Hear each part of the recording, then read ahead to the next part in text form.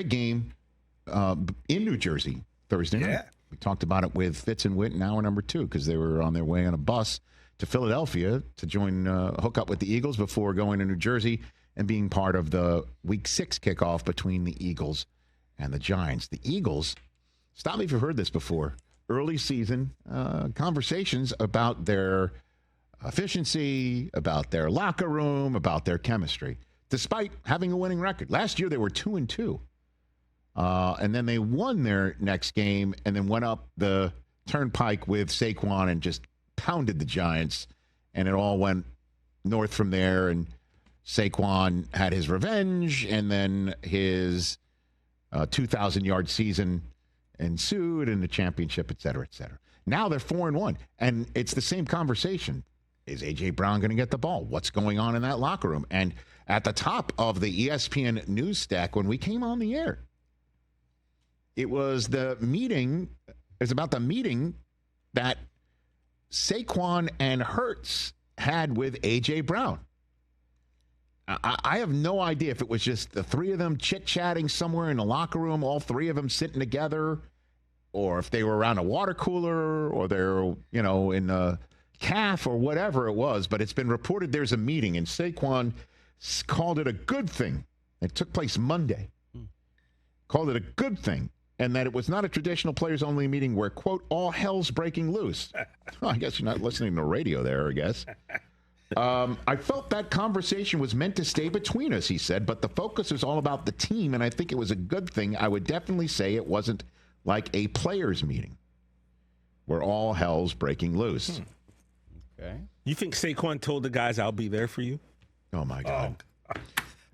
Jalen Hurts spoke in his Wednesday media availability in his usual way of not giving away too much and definitely not quoting any John Bon Jovi songs. That was good, You don't know that. You that really was don't. really good. I mean, listen to the soundbite and tell me if you hear it. That's just us talking about the collective, talking about taking ownership for what we can and talking about how we move forward as a team so we continue to find ways to win games. What was your takeaway conclusion of the meeting? I don't want to make this about that, right? We got a short week. We got the division opponent coming in here.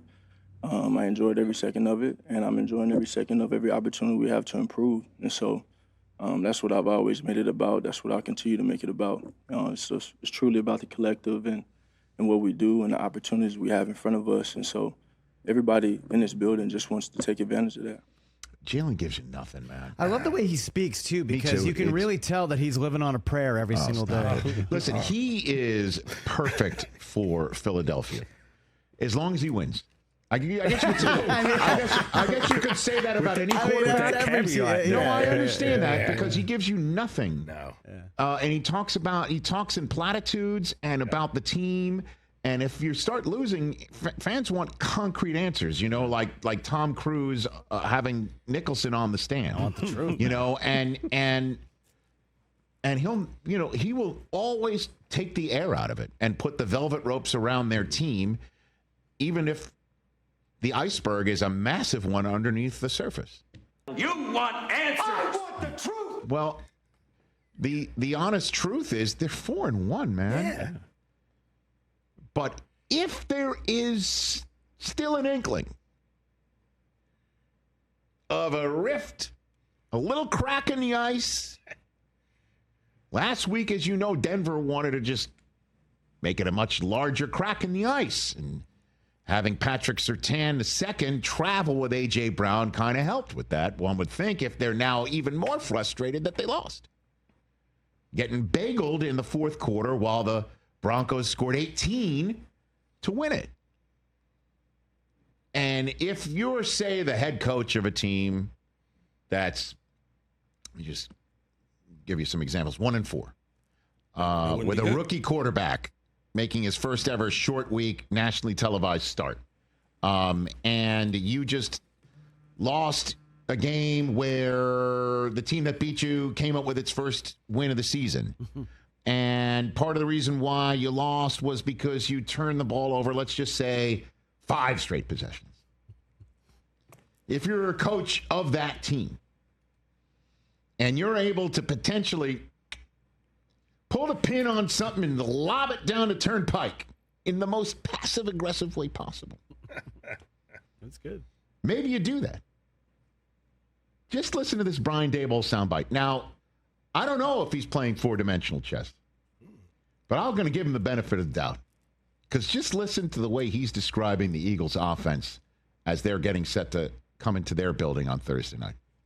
Yeah, you watch all the games, and you watch him when he's out there get open, big, strong, fast, has good hands, can run any route you want him to run. I'm sure they can throw him the ball as many times as they want. That means Saquon doesn't get it, or give it to Saquon, and AJ doesn't get it. There's one ball.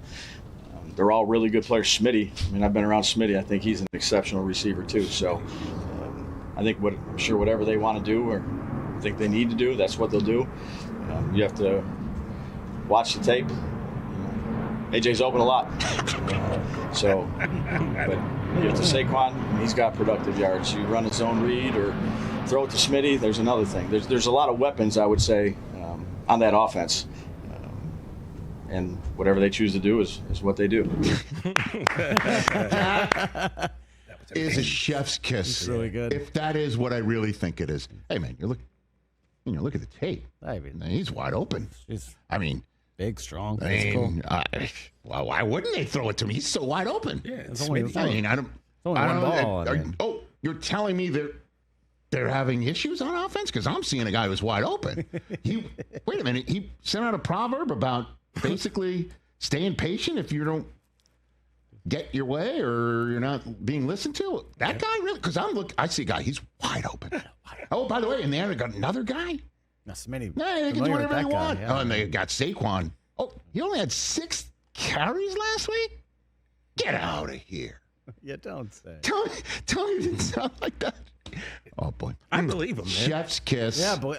You know why? No choice. Why? Because Oh, like stop John it. I Bon don't even Jovi, care what you have to say. He would never lie to me. All right. Okay. Now he's looking it up, and it's enough. And by the way, the Giants named 3 players out for the game. One of them not named Tyrone Tracy Jr. Yeah, he is back. So, I mean, talk about fantasy conundrums for this week. Do you play him? What about Scadaboo? What does that mean? You got Terry McLaurin, by the way, on a Monday night. Who knows if he's going to go? Yep. A lot of NFC East fantasy conundrums. But, I mean, again, if I'm the Eagles, what an embarrassment of riches. You got one guy who wants the ball more, who's wide open.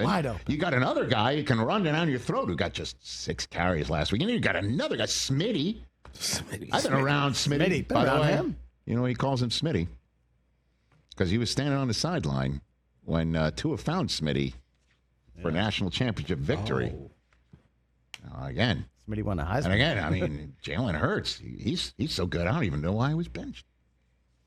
The only person he didn't mention was Big Dom. Brian Daboll, man. Right? As passive-aggressive as they come, that's impressive.